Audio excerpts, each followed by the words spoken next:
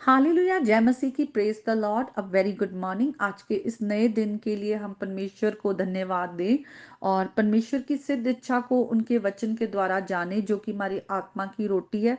ये रोटी हमारे जीवन पे बहुत ज़रूरी है, क्योंकि ना सिर्फ ये हमें स्ट्रॉन्ग करती है, परमेश्वर की इच्छा को हम जान पाते हैं, बल्कि ये हमारे आत्मा की तलवार है, जिसके द्वारा हम शैतान का सामना करते हैं। हम हर एक जो परीक्षाएं आती हैं, उनमें हम वचन के द्वारा हम लड़ पाते हैं। तो हम देखते किस तरह से यीशु मसीह ने भी, जब वो 40 दिन वो जब उन्होंने उपवास के बाद शैतान का सामना किस तरह से वचन के द्वारा ही किया, और कुछ उन्होंने नहीं बोला, सिर्फ वचन बोला। तो सोचिए, अगर यीशु मसीह ने वचन के द्वारा शैतान का सामना किया और वो लिखा हुआ है कुछ समय के लिए वहां से चला गया, तो हमें भी वचन की कितनी जरूरत है। आज हम वचन को इतना हल्का लेते हैं। हम थोड़ा बहुत अगर वचन पढ़ ले तो हमें लगता है हमने बहुत बड़ा काम कर लिया, लेकिन हम कितने कमजोर क्रिश्चियन है। हमें अपनी जो फिजिकल जो हमारी हेल्थ की तो बड़ी हमें चिंता रहती है, और हम उसके लिए बहुत ही अवेयर रहते हैं कि हाँ, हमें अच्छी डाइट खानी है और बहुत ही टाइमली खाना है, और क्या खाना है, फ्रूट्स मिस नहीं करना, वेजिटेबल्स मिस नहीं करने, नट्स हो या प्रोटीन हो या कुछ भी चीज़ें हैं, हमें ये खानी है। नहीं तो हम देखते हैं हम अपनी बॉडी में वीक महसूस करते हैं, और हमें लगता है कि हाँ, हम डॉक्टर के पास जाते हैं कि हमें बहुत ही वीकनेस फील हो रही है, फिर डॉक्टर सप्लीमेंट्स लिखते हैं। तो ये सब चीज़ें जो नाशवान है, इनकी हमें कितनी चिंता है। यहाँ तक हम दूसरी भी चीजों में देख लें, अगर हम कहीं पे सेल लगता है तो हम फटाफट पहुंच जाते हैं, कि हमें लगता है ओ, हम अपने पैसों को की बचत कर रहे हैं, और हम बार्गेनिंग करने में बड़े अच्छे होते हैं। ये सब चीजें, संसार की नाशवान चीजों में हमारा दिमाग बहुत चलता है, बड़े हम फास्ट रहते हैं।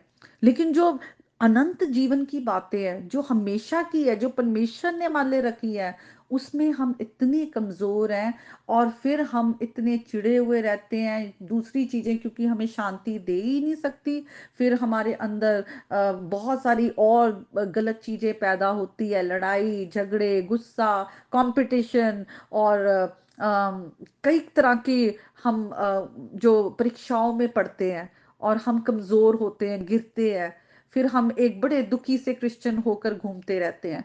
तो ये वचन बहुत जरूरी है। ये वचन ही है जो हमें इटर्नल लाइफ देगा, और ये वचन ही है जिसके द्वारा हम खुदा के साथ जुड़ते हैं, उनकी इच्छा को जान पाते हैं।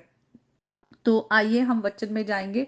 मत्ती की अंजील उसके 5th चैप्टर में हम पहाड़ी उपदेश, जो उपदेश है, उनको देख रहे हैं। यीशु मसीह अपने चेलों के साथ ये बातों को बांट रहे हैं, उनको टीचिंग्स दे रहे हैं। और आज हम चेले हैं, तो हमारे लिए बहुत जरूरी है जानना। हमने 8 तक देखा था जो पहाड़ी उपदेश, हम 9th में आएंगे, और ये 11वीं और 12वीं आयत में है, मत्ती की अंजील उसके 5th चैप्टर में लिखा हुआ है, धन्य हो तुम जब मनुष्य मेरे कारण तुम्हारी निंदा करे और सताए, और झूठ बोल बोलकर तुम्हारे विरोध में सब प्रकार की बुरी बातें कहें। तो यीशु मसीह कहते हैं कि तुम मेरे नाम से सताए जाओगे। यीशु मसीह ने पहले ही ये बात कह दी है, और हम देखते हैं कि यीशु के नाम से आज लोग कितने सताए जाते हैं। क्यों, ऐसा क्यों है कि जब हम यीशु मसीह की रोशनी को लोगों के पास लेकर जाते हैं, तो लोग चिढ़ते हैं, या सुनना नहीं चाहते, या विरोध करते हैं। वचन में लिखा हुआ है किस तरह से जब रोशनी प्रकट हुई है, तो जो अंधकार में लोग हैं वो रोशनी को पसंद नहीं करते, ताकि उन्हें उनके अंधकार के जो काम है वो खुल ना जाए, सामने ना आ जाए, एक्सपोज ना हो जाए। तो जो लोग अपने पाप के जीवन से प्रेम करते हैं और पाप के जीवन को छोड़ना नहीं चाहते, वो ये चीज सुनना ही नहीं चाहते कि पाप की जो मजदूरी है वो मृत्यु है, पाप के कारण हर कोई मृत्यु की ओर बढ़ रहा है। इसलिए वो विरोध में आते हैं, और जो लाइट बनकर, प्रभु की रोशनी बनकर चमकते हैं, या दुनिया में वो रोशनी को फैलाना चाहते हैं, वो चाहते हैं कि वो लोग जो विरोध करते हैं, कि ना वो रोशनी खुद चाहते हैं, ना वो चाहते हैं वो रोशनी के कारण दूसरे भी आए।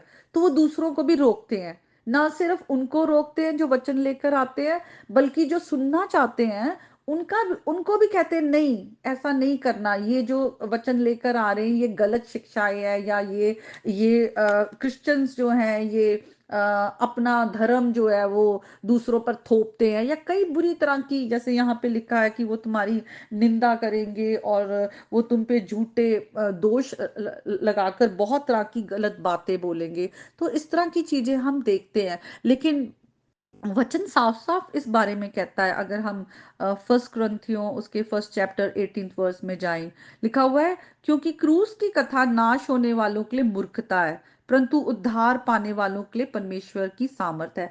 आज हम उस सामर्थ के साथ जो हमारे अंदर खुदा ने हमें दिया है, अपना आत्मा उंडेला है, उसके द्वारा हम सामर्थ के साथ खड़े हो पाते हैं। हम डरते नहीं है जब हम खुदा के वचन का प्रचार करते हैं, क्योंकि हमारे मास्टर ने हमें कहा है कि जाओ और पूरे संसार में जो सुसमाचार है वो फैलाओ, पिता पुत्र और पवित्र आत्मा के नाम से लोगों को बपतिस्मा दो।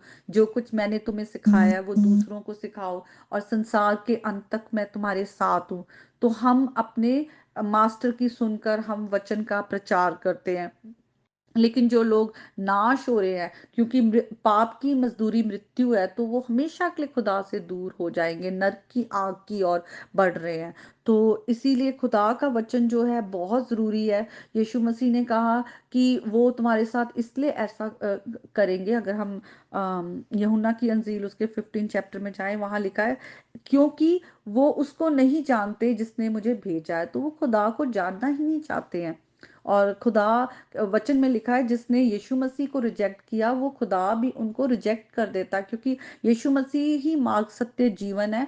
बिना यीशु मसीह के कोई पिता तक नहीं पहुंच सकता। इसका मतलब पाप पाप से हमें और कोई नहीं छुड़ा सकता, कोई और चीजें, सिर्फ यीशु मसीह के द्वारा ही हम छूटते हैं और पिता के साथ हमारा मेल मिलाप होता है।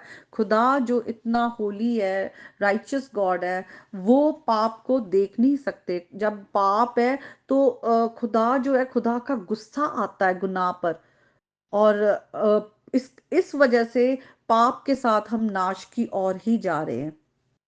तो आगे हम देखते हैं कि जब मसीहों पे हम पर इस तरह के कोई भी अत्याचार आते हैं, तो मसीहों को क्या करना है? लिखा है, आनंदित और मगन होना, क्योंकि तुम्हारे लिए स्वर्ग में बड़ा फल है। इसलिए कि उन्हें उन्होंने उन भविष्यवक्ताओं को जो तुमसे पहले थे इसी रीति से सताया था।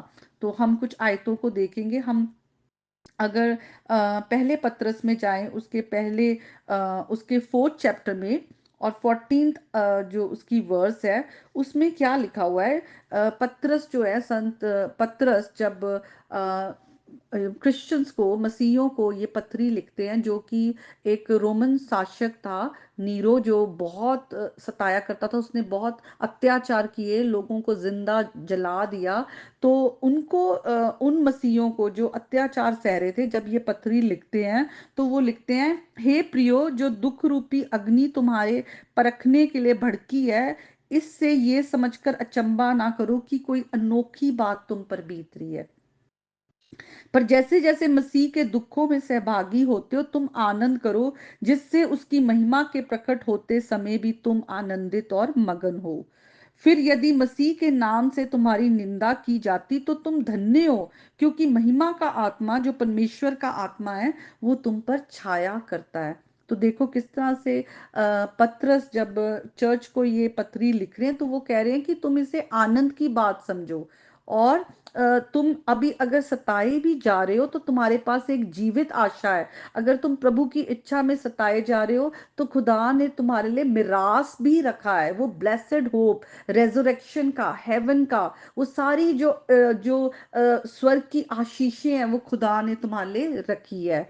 और ये बात हम अगर नए नियम में, हम पूरे नए नियम में अगर हम गॉस्पल्स में देखते हैं, सुसमाचार में, और हम पत्रियों में भी जो पौलुस ने लिखी, या हम देखते हैं कि जो पत्रस ने लिखी, या हम इब्रानियों की पुस्तक में भी देखते हैं, वहां पे सब जगह लिखा हुआ है कि किस तरह से अगर हम मसीह के साथ सताए जा रहे हैं उनके नाम के कारण, तो हम महिमा में भी प्रकट होंगे। हमारे पास वो जीवित आशा है। और ये जो सतावट है, ये हमारे करैक्टर को बनाती है, हम और ज्यादा यीशु मसीह जैसे बनते जा रहे हैं। तो आज जब ये वचन आपके साथ बांट रही हूँ, तो मैं आप सबसे, मेरी ये प्रार्थना है कि आप मसीह में बढ़ते जाएं, और किसी भी तरह आप अपने जीवन में आई सतावट को कम ना समझे, ये प्रभु में आनंद का कारण समझे। प्रभु यीशु मसीह के नाम में, आमीन।